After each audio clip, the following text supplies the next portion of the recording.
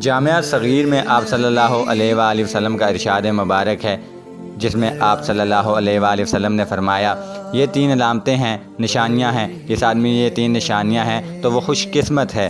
پہلا خوش قسمت انسان وہ ہے جس کی زبان اس کے قابو میں ہو، یعنی وہ کوئی بات کرنے سے پہلے اس بات کو سوچے اور اس بات کو تولے کہ کیا میں جو بات کر رہا ہوں وہ صحیح ہے، کسی انداز سے کر رہا ہوں، میرا بات کرنے کا انداز درست ہے یا نہیں، اور اس کے بعد بات کرے۔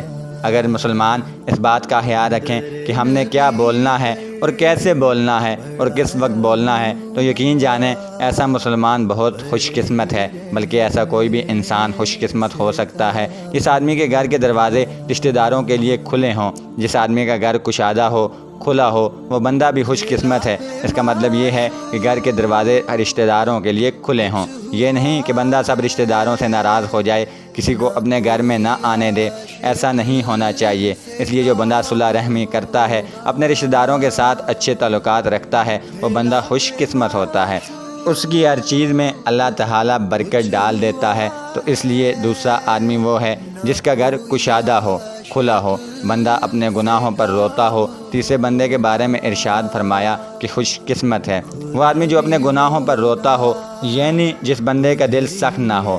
دل سخت کیسے ہوتا ہے؟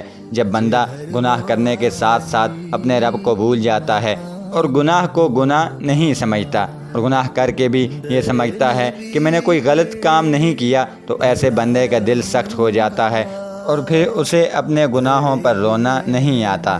جو بندہ اپنے گناہوں پر روتا ہے، چھوٹے گناہ ہوں یا بڑے گناہ ہوں، اللہ تعالیٰ سے معافی مانگتا ہے کہ اللہ میں تیرا بندہ ہوں، بندہ ہونے کی وجہ سے مجھ سے گناہ ہو جاتے ہیں۔ کئی لوگ پوچھتے ہیں کہ ہمیں رونا نہیں آتا، ہم کیا کریں؟ اگر رونا نہیں آتا تو رونے والا منہ بنا لیں۔ اللہ تعالیٰ کو صرف بہانہ چاہیے، وہ اپنے بندے کو بخشش کے بہانے ڈھونڈتا ہے۔ ان 3 بندوں کے بارے میں ارشاد فرمایا کہ جس بندے میں یہ 3 نشانیاں ہیں وہ بندہ بہت زیادہ خوش قسمت ہے۔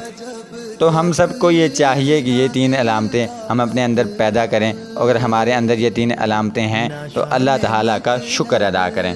اسی کے ساتھ ناظرین، آج کی ویڈیو سے فی الحال اتنا ہی۔ آپ سے ملاقات ہوگی پھر کسی نیکسٹ ویڈیو میں، تب تک کے لیے دیجیے اجازت۔ اللہ حافظ۔